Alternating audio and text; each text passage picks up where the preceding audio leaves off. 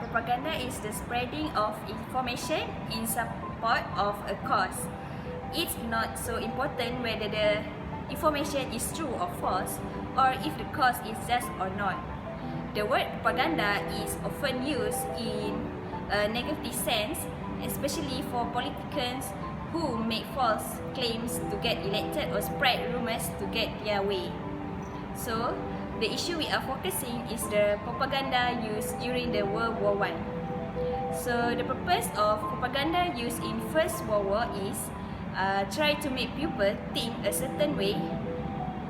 Stories about bad things that Germans had done were told to make people angry or frightened, so everyone would want Britain to beat them in the war. Next, how did propaganda play a role in World War I? World War I was the first which mass media and propaganda play role in keeping the people at home informed about what was occurring on the battlefield. World War I was the first war that the government systematically produced propaganda as a way to target the public and alter their opinion.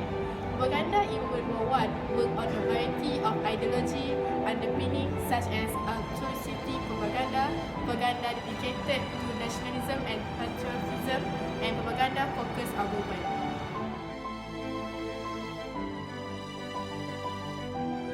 Okay, let's go to my part. I will talk about the effectiveness of the propaganda in World War I. So, both sides of international states will use the propaganda to shape the international opinion. So, the first effect of the propaganda is Britain successfully makes China declare war against Germany. So, how this thing happened? It is because Britain control the international news and play the rules of propaganda. Britain cut off the Germany's undersea communication cables, so Britain will monopoly the news transmitting from the Europe and to press agency of the United States. In 1940, a secret organization was set up by Britain that named Wellington House. So Wellington House called on journalists and newspaper editors in order to disseminate articles sympathetic for Britain itself and counter the statement made by the enemies.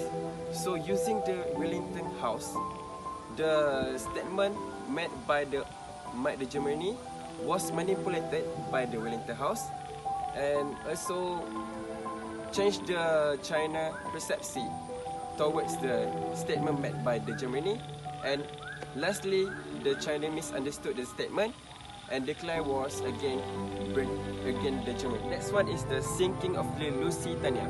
We all know the Lusitania have a nationality of the United States.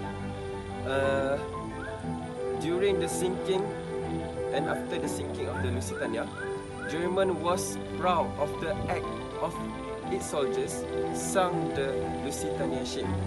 So here, the independent artists from the German made a medals in order to commemorate the case of the sunk of the Lusitania. So here, Britain spread out the news, say that Germany is proud. In order, Germany is proud killing the innocent peoples in the Lusitania. So the United States declare war against Germany and its allies. Thank you. That's all from me.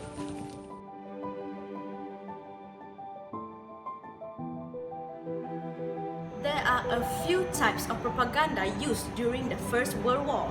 However, posters and flyers are among the most well-known types of propaganda. During World War I, the impact of the poster as a means of communication was greater than at any other time during history. The ability of posters to inspire, inform, and persuade, combined with vibrant design trends in many of the participant countries to produce thousands of interesting visual works. Many posters ask men to do their duty and join the military force. In the early years of the war, Great Britain issued a large number of recruitment posters. So, these are the examples of posters that were used during the First World War.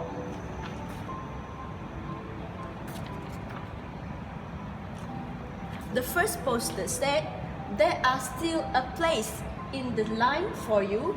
Will you fill it?" And the second poster said, "Everyone should do his bit. Enlist now." These are known as enlistment and recruitment posters.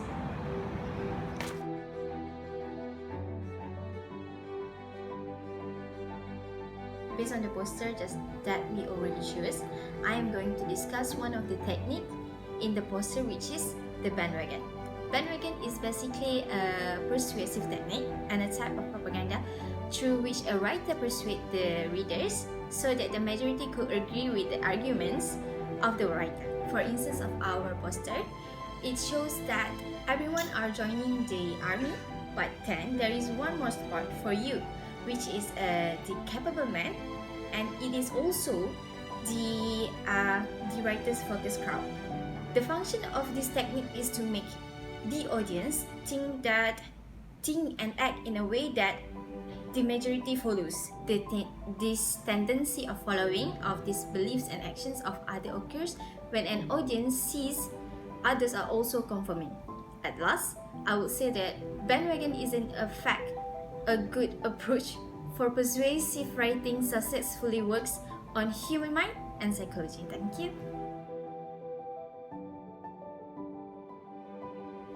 During the World War I, propaganda was employed on a global scale, unlike the previous war. And this was the first total war that in which nation and not just professional crimes were locked in a mortal combat. And this subsequent modern wars require proper to mobilize haters against the enemies.